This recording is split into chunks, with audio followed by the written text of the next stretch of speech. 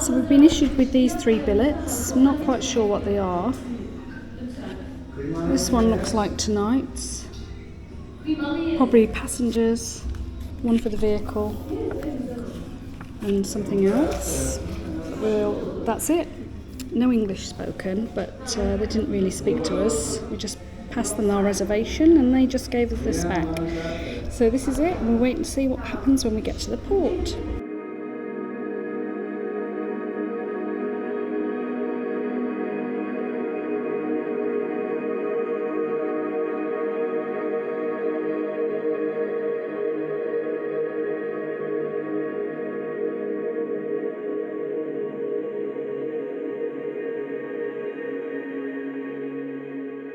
We've parked up. This is the view from our window, and this is the building that you have to go into. Now the nice security guys there have just told us that actually what you do is you wait in your vehicle until indicated. So that's what we're going to do. We're just going to wait in our vehicle till someone lets us in the building. We were parked to the left of these bollards, and now he said I had to reverse up and I've got to go to the right of the bollards. And Debs has gone through with Julie with her passport into the passport office. Now I think what we do is we show our passports up here to this guy. There's a guy in a window. I think we show the passports to him and the V5 logbook, etc. And then I think we go around the other side back into the passport office, blah blah blah blah blah. But I'll try and film as much as I possibly can. Debs has left me the camera, so I'm deputy at the moment, so I'll try and film as much as I can, so bear with me.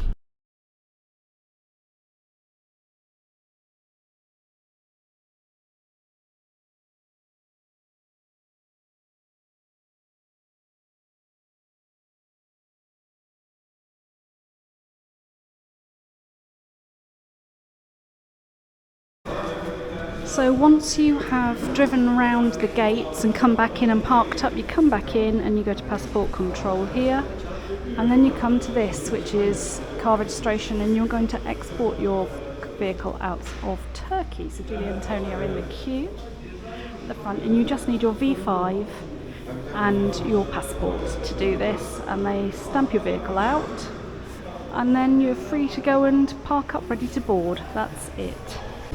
So we're at the window. You need your V5, and in our case we've got the van V5 and the scooter V5, your passport and your tickets. And your tickets. So we've just completed the whole process and we're now parked ready to board. Tony, why don't you talk us through the whole chaotic process? It was a little bit of a nightmare.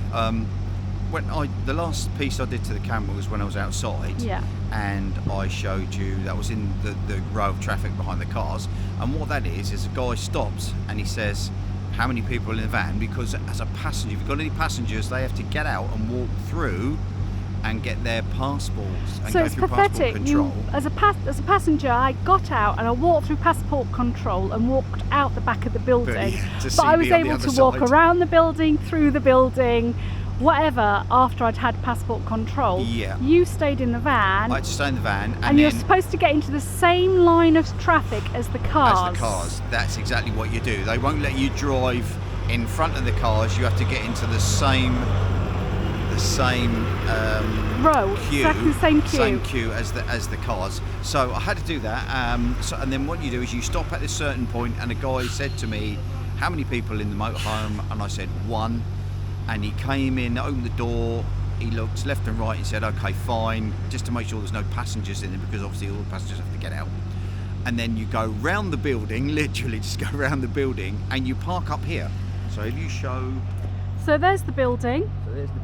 You come here and you park. And you park here, and you go back into the building. As a foot passenger. So what I had to do then was, when I went back in the building, you'll see some passport control booths, and then what you have to do is get in line, wait until you get called forward to have your passport scanned. I had to look into a camera, take a photograph of me, get my passport stamped, bosh. And then when you've done that, you then, as you look towards the exit, there's a little like a window on your right hand side where you have to present your documents, which I think Deb, we've put that film in earlier to show you what you have to do. Yeah. And if you've got a bike, for Tony, he wanted to come out and actually see the bike. The registration He plate. wanted to see the registration plate of the bike.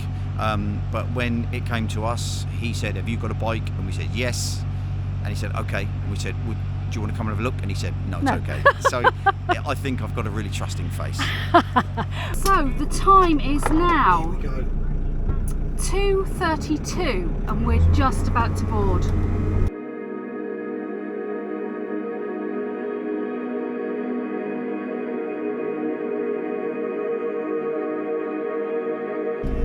So the lift goes up. This is how slowly it goes up. Every single vehicle that's come into this ship has gone up. So And down. one lorry at a time, which is why it's taken 3 hours to load.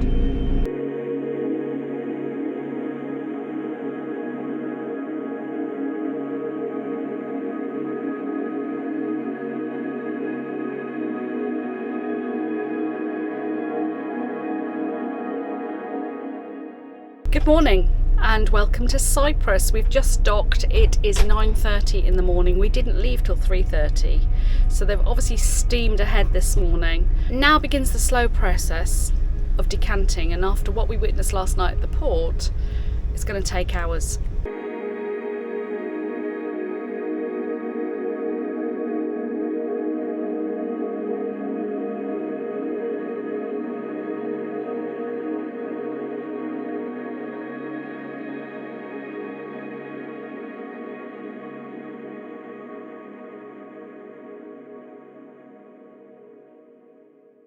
So there's the ferry over there. Here's the building. As you can see, people park randomly Where we've got to go. wherever you can, and we're this going to go building? into this building here and see what's first. I can film, can I? I'll try. Passenger arrival for passport control. Better turn that off. Here's passport control, which we need to go through.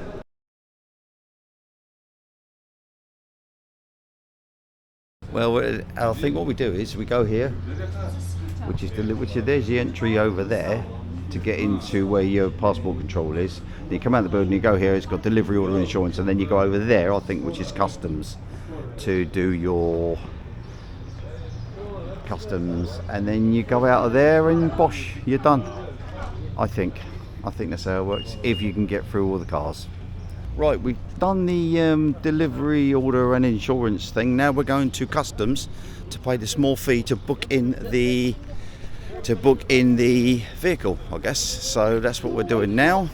And this is where you go. It's from the building there's over there. You come across the road to the KKTC area to pay a small fee for something or other. So that's what we're doing. Okay, so we just followed Cargo Cruises back to customs for them to pay their customs fee, and they said, she came over to us, bless her, and she said in Google Translate, did you tell customs you have a scooter in the boot? And we said no. She said you have to.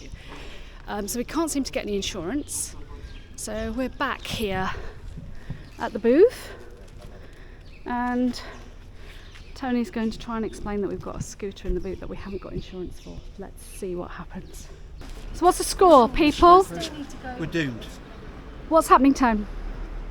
Well, we're doomed. We can't bring the motorcycles in, we can't bring the electric scooters in to the country. We could have if the scooter was in your name, but because it's both under my name, under the V5, you can only import one vehicle. So one driver, one vehicle. One driver, one vehicle. If Julie and I had put the V5 and the vehicle registration documents into our name, we could have brought it through. You could have brought it through. But because it's all in your name, we cannot. So cannot. Now we have to go back out, chain up our bikes and leave them here for 2 months. We leave them here for 2 months, and yeah. Hope they're still here when we get back. Hopefully they're here when we come back. Let's go and put them with all the French and German vehicles that have been left here. Let's go. Well, that's final, guys. You cannot if you've got 2 vehicles, bring them into northern Cyprus, because they're saying you can only import 1 vehicle. That is the rules, 1 vehicle per 1 driver. So just to clarify, if you have an electric scooter or a motorcycle 4x4, or a 4x4, any motorised vehicle, and a water one, oh, a jet ski, or anything like, there's a guy here who's got 2 jet skis. Ooh. And he cannot bring his jet skis into the country because here in his name. They don't tell you that when you're boarding. So anyway, I've got to get the scooter out now. They're going to impound it, and we can pick it up in February when we cross back over into Turkey. Happy days. So we've secured the bikes. They're over there behind that ancient Massey Ferguson under a bike cover. We've tied them together and double locked them. And we've just stopped here at customs, and they've just said, now you've got to come and register your bike so you know that we've got them. So a little bit of confusion. Tone's at the kiosk there. We're going to leave them here for the 3 months that we're in Cyprus and hope that they're still here when we get back. Fingers crossed. And then hopefully passport control just at the end, and then we can go.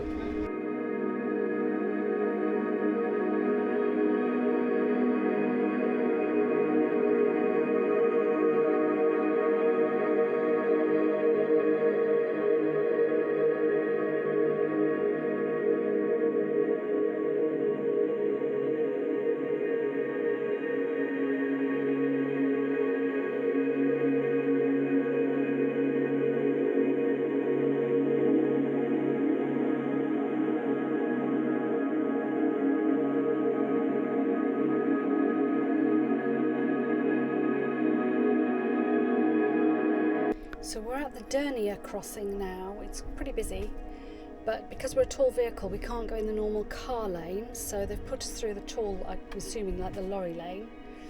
That's the cubicle over there. They've checked all of our paperwork and our passports. Then we had to come out, and they came in and checked the vehicle, and now they've asked for all our paperwork again.